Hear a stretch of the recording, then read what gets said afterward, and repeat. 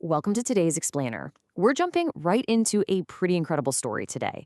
It's a case study that perfectly captures how true intelligence often operates completely outside the boundaries of your standard everyday classroom.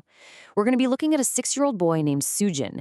And get this, armed with absolutely nothing but a marker pen and a really brilliant system, he completely outsmarted a seasoned team of professional movers. It's a wild story about logistics, perception, and honestly, what we might be missing when we try to evaluate the potential of the minds right around us. Okay, let's dive into this. To really understand the genius at play here, we've got to start with a very specific number, 7. Now, this isn't just some random figure pulled out of thin air. This is the exact number of moving boxes that went mysteriously missing during a massive household relocation. Just picture the scene for a second. The heavy lifting is done, the moving truck is fully locked up, the warehouse is secured, and the professionals have verified, on paper anyway, that every single item has been delivered. Yet, right in the middle of this supposedly finished job, this 6-year-old stands his ground and firmly declares that precisely 7 boxes are gone. No way around it. So the real question we need to explore today is this. How on earth did a 6-year-old boy know the exact number of missing boxes? Especially when the experts, the adults whose literal day job is to move things securely, insisted their truck was completely empty. How did he have this absolute certainty while the professionals were just kind of running on their standard procedural assumptions? Well, to answer that, we need to take a step back and look at the environment where this whole thing went down. Section 1. The chaos of shifting. Look, if you've ever moved houses, you know that the word chaos is probably a huge understatement. Moving day is just this high-stress, overwhelming blur of cardboard, packing tape, and pure exhaustion. And the process here was rapid and relentless. First, you've got this endless stream of empty boxes being hauled into the house. Second, the frantic packing of literally everything the family owned. Third, the hasty labeling of those boxes. And fourth, the sequential numbering. In the middle of this massive 4-step whirlwind, things get lost, people get tired, details just slip through the cracks.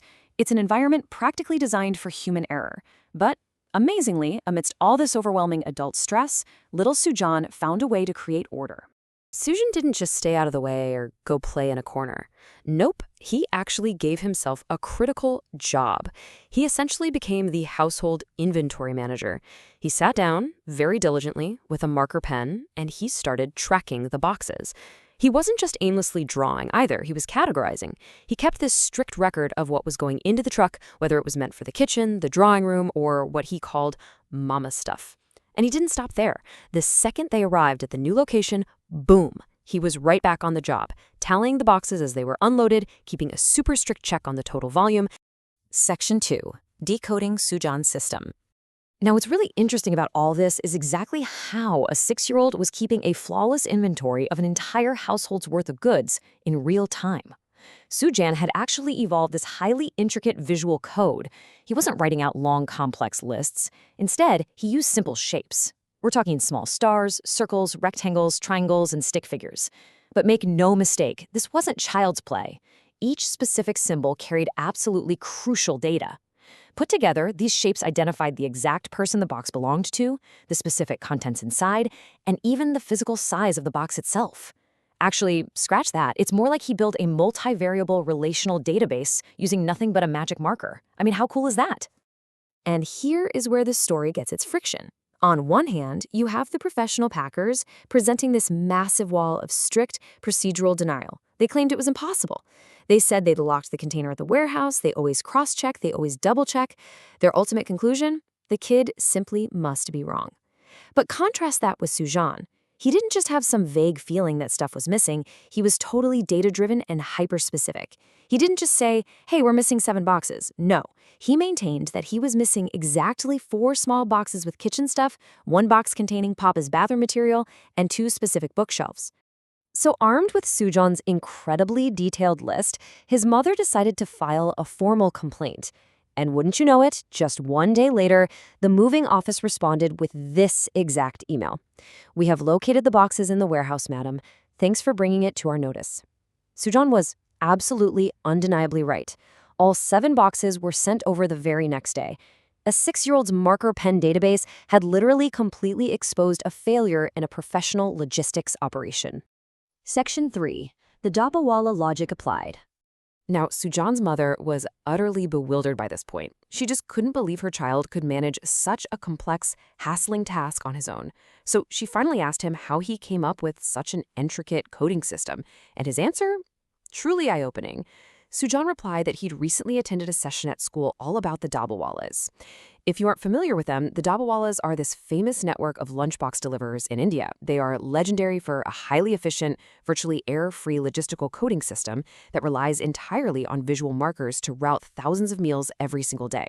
Sujan said he really liked the session, so he just took their real-world operational logic and applied it to his own problem.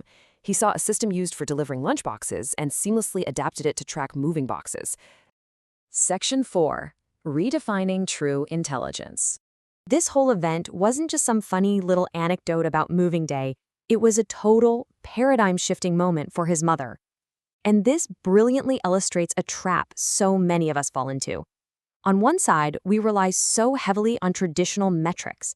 Sujan's mother realized she had been unnecessarily labeling his abilities based purely on the grades he secured in standard school subjects. And according to those metrics, his grades were just average. But on the other side, we see his practical intelligence. When faced with a highly complex, real-world logistical task under high stress, he didn't just succeed. He excelled at a level that completely surpassed trained adults. As she watched him sitting there on one of those finally delivered boxes, just dangling his legs with this big, proud smile on his face, she had this profound internal realization. She asked herself, "What am I missing?" It's such a powerful question, right? She suddenly understood that there was so much more she needed to learn about her own child. His mind was capable of incredible, systems-level thinking, something a standard report card was just completely failing to capture. So, I want to leave you with this thought as we wrap up today's explainer. Think about it. How often do we let traditional metrics, like school grades or standard performance reviews, completely blind us to the brilliant Dabbawala logic operating in the people right around us? Sujan proved that exceptional intelligence doesn't always look like an A on a math test. Sometimes it looks like a 6-year-old with a marker pen, a few drawn stars, and a perfectly executed plan. Think about the hidden systems of brilliance in your own life. Thanks for joining me to explore this wonderful story, and hey, keep looking beyond the obvious.